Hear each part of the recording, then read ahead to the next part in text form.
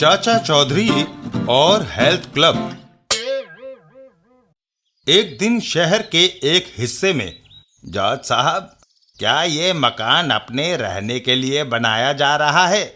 नहीं बनारसी, यहाँ health club बनेगा। लेकिन आपकी सेहत तो बहुत अच्छी है। अपने लिए नहीं, इसे दूसरों के लिए बना रहा हूँ। इससे हमें कमाई होगी। सच? जरा विस्तार से समझाइए। हर शहर में सैकड़ों बूढ़े रहते हैं।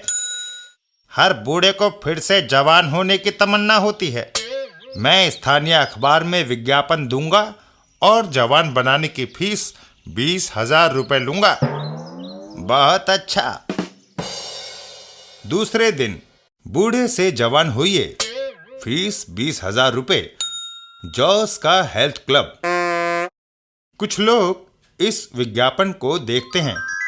अगर मैं फिर से जवान हो जाऊं तो क्रिकेट खेल सकता हूं। जवानी आएगी तो मेरे टूटे दांत दोबारा उगाएंगे। गंजापन दूर हो जाएगा और मैं भाग दौड़ सकूंगा। सारे शहर के बुजुर्ग व्यक्ति जॉस के हेल्थ क्लब की ओर दौड़ लगा देते हैं। 20,000 में सौदा बुरा नहीं। जवानी की कोई कीमत नहीं होती। जॉस का हेल्थ क्लब। क्या हमें योगाभ्यास से जवान बनाया जाएगा? शरीर पर तेल की मालिश की जाएगी। क्या कोई दवाई खिलाएंगे? नहीं, वो सब लंबे रास्ते हैं। मेरे पास शॉर्टकट है। मेरे हेल्थ क्लब में घुसो और 5 मिनट्स में जवान हो जाओ। बनारसी बाबा आपको करके दिखाएंगे।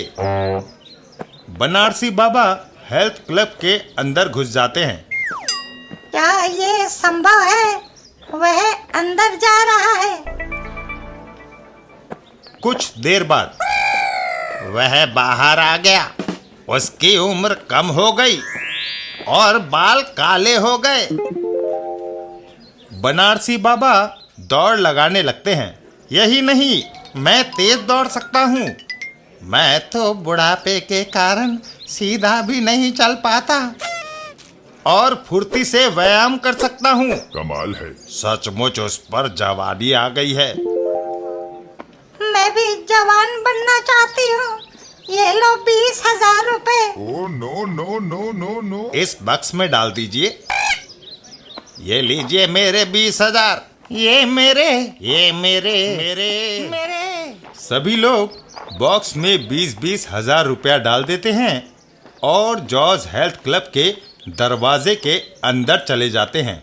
चलो उस कमरे में घुस चलो और जवान हो जाओ। चलो चलो चलो।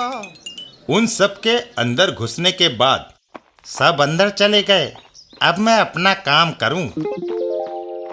मैंने बाहर से दरवाजा बंद कर दिया। दुनिया में बेवकूफों की कमी नहीं।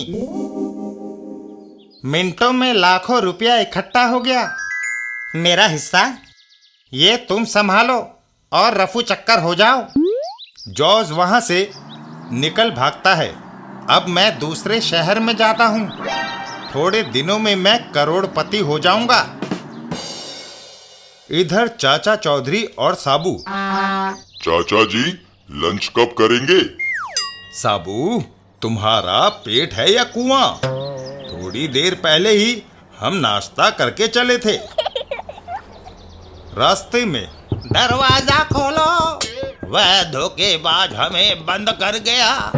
बचाओ बचाओ बचाओ बचाओ। चाचा जी, ट्रक रोको। चाचा चौधरी हेल्थ क्लब का दरवाजा खोलता है। वह धोखेबाज हमें बंद कर गया था। हमारी जवानी लौटाने का लालच दिया था। हमसे बड़ी रकम उसने वसूल की। हम उस ठग को ढूंढने की कोशिश करेंगे। चाचा चौधरी अपने काम पर लग जाते हैं। चाचा जी, उसे कहाँ ढूंढोगे? साबू, उसकी वैन के पहियों के निशान पूर्व दिशा की ओर जा रहे हैं। वह उसी तरफ गया है, चलो। चाचा चौधरी अपना ट्रक पूर्व दिशा की ओर बढ़ा देते हैं। वह जरूर अगले शहर के बूढ़ों को लूटने में लगा होगा। उधर शहर में एक सज्जन जवानी लौटाने का दावा करते हैं। अगर मैं जवान हो जाऊं तो दोबारा शादी कर सकता हूं।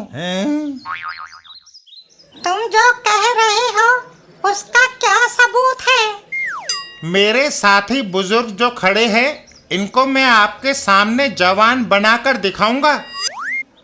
ये हेल्थ क्लब के अंदर जाएंगे और 5 मिनट बाद जवान होकर लौटेंगे। अबे मत कर। तभी चाचा चौधरी वहां आ जाते हैं, लेकिन मैं उनको बिना अंदर भेजे यही खड़े हुए जवान बना सकता हूँ। चाचा चौधरी, नामुमकिन।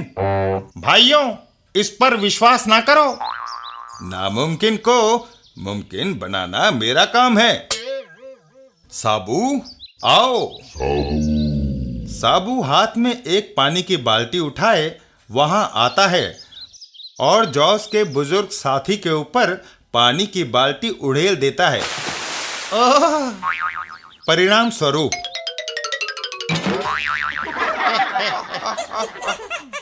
जो युवक हो उसे जवान बनाने की क्या जरूरत है। इसका बूढ़ा दिखाई देने वाला रूप मेकअप का कमाल था जो पानी से धुल गया। चाचा चौधरी का दिमाग कंप्यूटर से तेज चलता है। यह अंदर जाता, चेहरे का मेकअप और बालों पर पोती गई सफेदी धोकर बाहर आ जाता। अगर जवानी वापस आने लगती तो दुनिया में कोई बूढ़ा ना होता। जॉस को गुस्सा आ जाता है। तुमने मेरा भेद खोला, इसकी तुम्हें कीमत चुकानी होगी। अबे क्या करता है?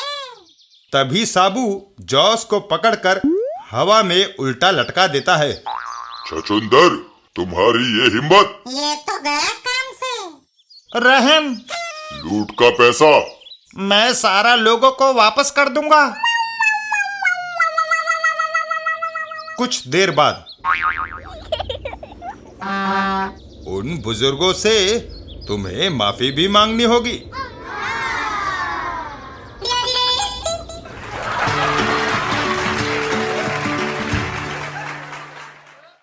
बिल्लू और मिठाई का स्वाद। एक दिन रास्ते में।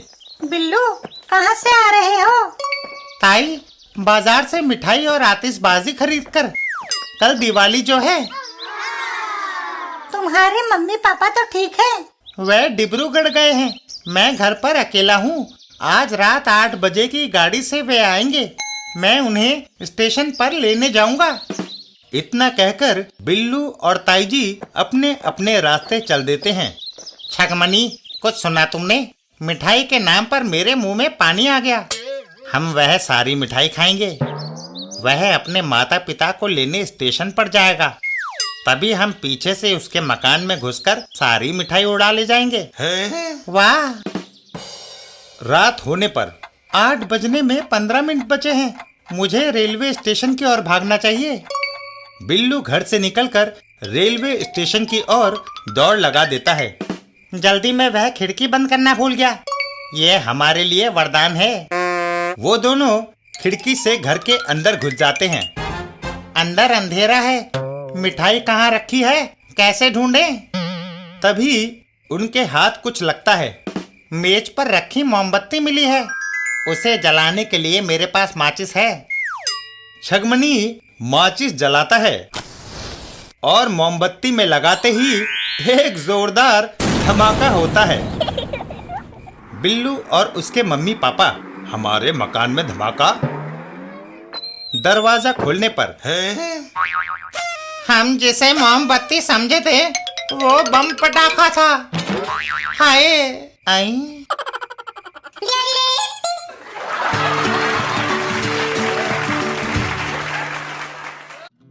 पिंकी और फायर। एक दिन पिंकी अंकल जी के घर पर। अंकल जी, आप लाठी को क्यों साफ कर रहे हैं? यह लाठी नहीं, बंदूक है, दिखाई नहीं देता। बंदूक और लाठी में क्या फर्क होता है? बहुत फर्क होता है। बंदूक से हम शेर जैसे खतरनाक जानवर को भी मार सकते हैं। हमारी किताब में एक बहादुर गडरिये की कहानी है, जिसमें लिखा है कि जब एक शेर ने गडरिये की बकरियों पर हमला किया तो गडरिये ने अपनी लाठी से शेर को मार दिया। लाठी और बंदूक में एक और फर्क है। बंदूक के चलने पर बड़े जोर का धमाका होता है। धमाका जैसे पटाखे का होता है? बिल्कुल। तो जरा बंदूक चलाकर दिखाइए। अभी यह नहीं चल सकती पिंकी, क्योंकि मेरे पास गोलियां नहीं है। ये सुनकर पिंकी वहां से चल देती है। गोलियों की आप फिक्र ना करें, मैं अभी लेकर आती हूँ। थोड़ी देर बाद यह लीजिए। खट्टी मीठी गोलियां।